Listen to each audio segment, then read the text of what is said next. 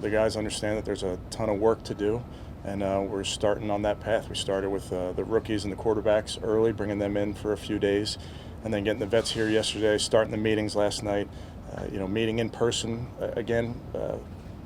Haven't done that in a long time, so I think we're well on our way, but we have a long way to go.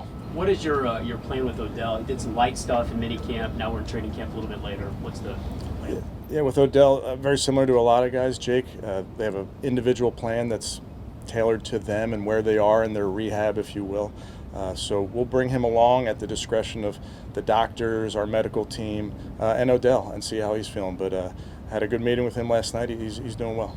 When you gave your first speech to the team for training camp, do you talk about the Super Bowl expectations that are on the outside? We talk about a lot of things. Scott, I promise you all 32 clubs talk about the Super Bowl.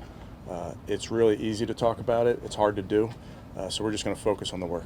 Did you bring up the Kansas City loss, the playoff loss? We've talked about a lot of things over time, but I'd say we're moving on to 2021. Last year you learned what it took to make the playoffs in the NFL and be a playoff team. So what did you learn from that last year, and how do you apply it to this year to get even further, to go the next step? Yeah, I think we certainly established an identity on offense, defense, and special teams, but I truly do go back that every year stands on its own merit. So just because you did it last year doesn't mean you're going to do it this year. So we're going to start back at square one as we install one with the offense and the defense. Installed punt this morning with Coach Preef. So we're going to make sure that we reinforce this foundation and not get too far ahead of ourselves, Darryl. But I would tell you that going into year two, certainly we've established, we hope, a way of operating. Yeah, continuity is great if you can do it. Oftentimes in this league it's hard to do, so it doesn't guarantee anything either.